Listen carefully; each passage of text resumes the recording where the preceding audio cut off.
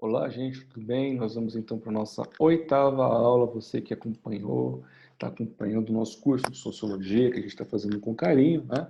Pensando questões aí não somente para o Enem e vestibulares, mas também para pensar a vida, né? Então, os interessados ou interessadas estão tendo aí um conteúdo que eu creio que é bem relevante, explicado de forma rápida, sucinta, sem muita enrolação, direto ao assunto. Gente, então nós vamos então para o nosso porquinho, né? Weber. Aí você fala, nossa, tá chamando de palmeirense? Não, não é isso. Weber, gente, é um dos três porquinhos que eu falei para vocês, que são arroz com feijão da sociologia, beabá sociológico. Então, é importante entender Weber, assim como é importante entender outros autores, mas é uma espécie de trindade, né? Tríade, né? Que é composta de Weber, Durkheim e de Marx, tá bom? Então, Weber, gente, foi um sociólogo alemão, né? Ele foi contemporâneo de Durkheim, porém, ele não dialogava com a obra de Durkheim. Ele criticava Marx, beleza?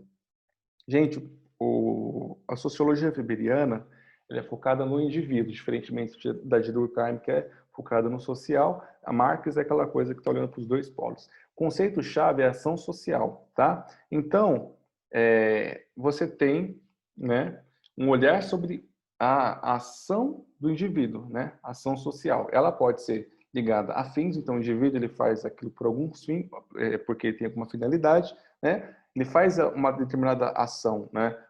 Porque ele tem um valor, tradição, porque as pessoas fazem, o pai fez, o avô fez, ou afetiva, né? Ligado aos afetos, tá? Ação social, conceito central. Outro conceito central, tipo ideal. Tipo ideal é uma generalização, então, o sociólogo, né? Então, a teoria weberiana, o sociólogo, ele vai olhar para a realidade, vai pegar uma parte dessa realidade, vai generalizar para poder entender essa realidade. Exemplo, calvinismo, no livro Ética Protestante e Espírito do Capitalismo. Então, o calvinismo, ele olha para o calvinismo, ele pega, né, aquela parte da realidade, ele generaliza aquela prática calvinista, não quer dizer que todos os calvinistas eram assim, é um exagero, tá?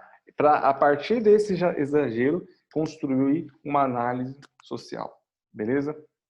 Então, o que acontece? Para o Marx, como a gente olhou, o capitalismo ele nasce a partir de um processo de acumulação do capital, né, baseado na extração de mais valia, tá? Você que prestou atenção, que não pulou a aula, sabe disso, tá bom? Já o Weber, ele muda. Então, ele pensa o seguinte, capitalistas sempre existiram. Em diferentes épocas do mundo, existiam pessoas com interesses em lucros grandes. O que acontece de diferente a gente tem uma nova ética, uma nova forma de entender a vida que propiciou a expansão, então, do sistema capitalista. Essa é uma ética protestante. Aí você vai falar, professor, por que ética protestante? Então, ele olha, né, para os países protestantes, Alemanha, Inglaterra, Estados Unidos, né? Por exemplo. Naquela época, eram esses três países ainda são os grandes exemplos de países protestantes, tá bom? E ele observa que o capitalismo nesses países, ele começou, né, principalmente na Inglaterra, né, e ele tem um avanço muito maior do que, por exemplo, o que acontece em outros países não capitalistas. Não capitalistas não, desculpa, não protestantes. Então ele vai ver que existe uma forma de entender a vida, de encarar a vida desses países protestantes que vai ajudar no desenvolvimento do capitalismo. Então ele vai olhar para o calvinismo, gente, os calvinistas, eles acreditavam na ideia de predestinação. O que é predestinação, professor? Algumas pessoas nascem salvas, outras já nascem condenadas. Então, a única forma das pessoas saberem se eram salvas ou se já eram condenadas, na ideia da predestinação, né, calvinista, é se elas obtinham êxito na vida material. Se elas obtinham êxito na vida material, era um indício, um sinal de que Deus estava com elas, certo? Então, se existia isso, elas eram salvas. Então, essas pessoas, elas começaram a trabalhar bastante, juntar bastante dinheiro, viver de uma forma bem simples, né? Uma vida ascética, né? Ou seja, sem grandes diversões, e reinvestir a grana. Essa forma de entender essa vida, essa ética, ela vai se espalhar, né? Vai controlar, né, as relações sociais, e isso vai dar as condições necessárias para o florescimento do sistema capitalista. Então, ele olha a partir de uma ética, tá bom? Então, como eu disse para vocês, a salvação não era garantida, a riqueza material é um sinal de predestinação, então as pessoas trabalhavam duro buscando, né, o reinvestimento, beleza? Vamos pensar então aqui outra parte de Weber, né, do Estado. Então a ideia de Estado para ele é caracterização do Estado. Ele tem o monopólio do uso da violência. O que é isso? Só o Estado pode, né, exercer a violência. Gente, tive um problema com meu vizinho, professor. Quero sair na porrada. Posso? Legalmente falando, não. Tive um problema com o ciclano, né? Falou que meu cabelo é zoado. E aí, posso quebrar ele na porrada? Gente, legalmente não. Antigamente, o que as pessoas faziam na Idade Média, né? Teve um problema com alguém, marca um duelo, entendeu? Pega aí suas testemunhas, marca um local e é isso aí. Hoje não pode fazer isso, que é crime, né? O Estado ele monopoliza. Então, se você tem algum problema, você tem que acionar o Estado, tenta resolver de uma forma não jurídica, né? Mas aí, se você não conseguir, você aciona o Estado resolve esse problema. Só o Estado pode prender, né? Só o Estado também pode matar, tá? Nenhum outro ente autorizado. Bom, se é morto pelo Estado, tá? Até nos países que tem pena de morte. E você também não pode prender uma pessoa, né? Você vê, professor ciclano cometeu um crime aqui, né? Roubou no jogo, usou hack, né? Posso pegar e prender ele na vida real? Não, não pode. Só quem pode prender, né? No caso de uso de hack, seria um banimento, né? Mas se fosse um crime assim do mundo real mesmo, né? Seria o Estado, tá? Você não pode prender alguém na sua casa, tá bom? Não pode, ok? Se prendeu, solta, que se dá crime de cárcere privado, beleza? Então vamos aqui para o nosso resumo dos 3 porquinhos, oink, oink, né? Então, vamos lá. Marx, conceito central, mais-valia, tempo de trabalho não remunerado. Weber, tipo ideal, tá bom? Tipo ideal e ação social, a gente pode colocar aqui, né, como conceitos centrais. Durkheim, fato social, né? Exterior, generalizado, coercitivo, tá? O que está fora dos indivíduos. O Weber, o tipo ideal, generalização da realidade para análise desta realidade, e ação social, então, é a ação, o sentido que o indivíduo dá à sua ação. Pode ser afins, valores tradicional e afetiva. Obra-chave, Marx, para a gente entender ele. O professor quer entender, resumir Marx numa obra, Manifesto do Partido Comunista. Weber, a ética protestante e o espírito do capitalismo. Observem esse título, a ética protestante e o espírito do capitalismo. Olha a brincadeira que ele faz com as palavras, né?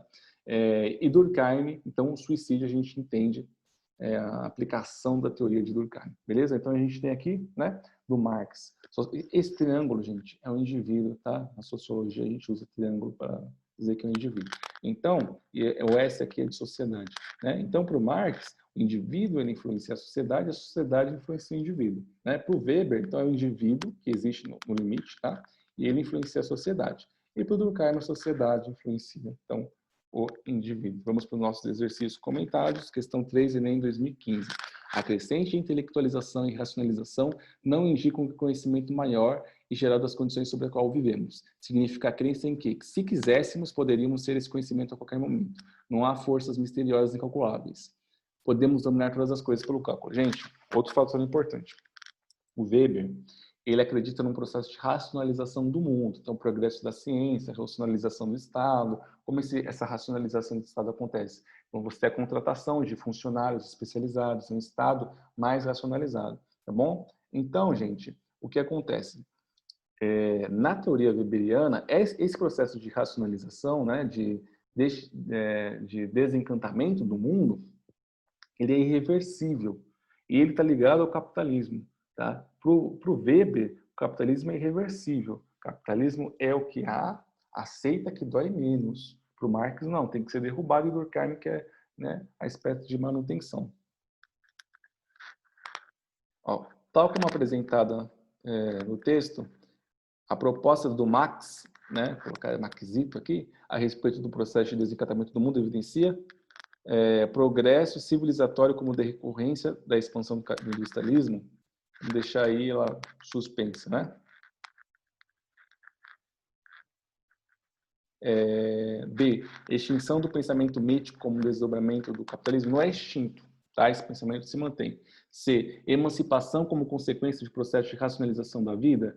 Não, tá? As pessoas não necessariamente são emancipadas, tá? No sentido de emancipação, até mesmo de libertação, de liberdade, tá? Isso pode, inclusive, é um aprisionamento, tá bom? Vamos deixar aí, né? Fim do monoteísmo? Não, né? Então, a correta é a D. Então, você tem um afastamento de crenças tradicionais, não é extinção, tá?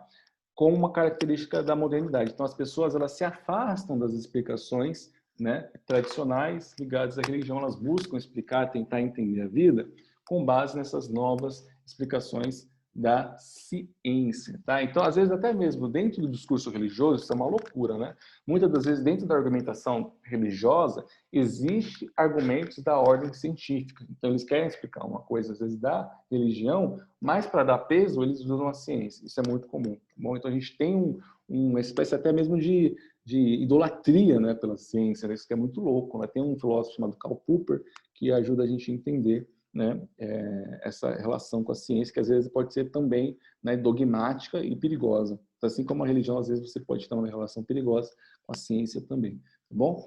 Obra magna, Ética Protestante e Espírito do Capitalismo. Leiam, tá? É um livro interessante para você que quer saber mais. Ciência e Política, Duas Vocações, né? Ele vai dizer que ciência é uma coisa, política é outra coisa, né? Então você tem campos diferentes, esferas diferentes. Gente, Weber é um teórico das esferas, tá? Como posso dizer? Cada esfera, é como se ele dividisse a sociedade em várias esferas. Não tem só econômica. Para Marx é só econômico, o que tem é economia, tá? Para o Weber não, tem várias esferas, né? Então, se a pessoa faz ciência, ela faz ciência, né? Se ela é um professor, tem que fazer ali, né, educação. Política é uma outra coisa, uma outra esfera. O problema para ele é quando as esferas elas se misturam, né? Então, as pessoas às vezes estão querendo fazer uma coisa no lugar errado, tá? Por exemplo, né, eu acredito que todo mundo tem que conhecer todas as teorias, tá? Independente se ela não concorda, ela tem que conhecer, tá? Tem que ler de tudo, tem que tentar experimentar um pouco de tudo, tá bom? Tudo, tá? É óbvio que eu, como professor, tenho minhas preferências. Só que eu, quando vou ensinar, né, eu tento passar isso de uma forma mais neutra possível, né? Lógico que os alunos sabem, eles acabam captando a preferência do professor ou da professora, né? Mas eu acredito, inclusive eu concordo com o Weber nesse sentido, já deixo bem claro para vocês, né? Vocês podem até discordar de mim, isso também é livre, né, gente? Tem gente que vai discordar, não, professor? Tem que pegar o que você concorda mesmo, e é isso, já. Bom, aí cada um tem a sua opinião. Na minha visão, né, eu acho que o Weber acerta bastante nisso, eu acredito que você tem que separar as coisas, né? A ciência é uma coisa, essa transmissão de conhecimento é uma coisa, o agir político, ele está em outra esfera, eu acho que tem que se diferenciar, até porque não é uma relação de iguais, né? No sentido de que, assim, no debate político, você pode questionar o político a qualquer momento, né? Por exemplo, se a pessoa dentro de uma igreja ela começa a fazer política, né? Aí não, porque, por exemplo, você tem um pastor e o fiel. O fiel ele não está no mesmo pé de igualdade. Mesmo que a ideia do professor e aluno, né? Por mais que a gente tente fazer uma relação próxima dentro da sala de aula, o professor ele tem uma voz, uma autoridade muito grande, né? Ou teria que ter, né, teoricamente. Então, isso não é o mesmo cenário, né? No debate político é uma coisa, você tem um espaço para contestação muito maior, né? Que não existe, por exemplo, nesse espaço escolar, né? E, né, muitas das vezes, né, principalmente muitos professores são muito duros, né? Eu sou super aberto, se a pessoa quer falar, eu deixo falar, contestar, eu até gosto, acho bom, inclusive, né, que tenha isso, é importante, né? E no religioso, muito menos, né? A pessoa não pode estar no meio do culto, numa missa, e levantar a mão e falar, padre, você está errado, pastor, você está errado. Então, esse é um problema que ele mostra, né, da importância de a gente separar essas esferas, tá bom? Aí é uma questão para vocês refletirem. Gente, obrigado pela atenção de vocês, né? Guardo vocês na próxima aula. Tchau, tchau.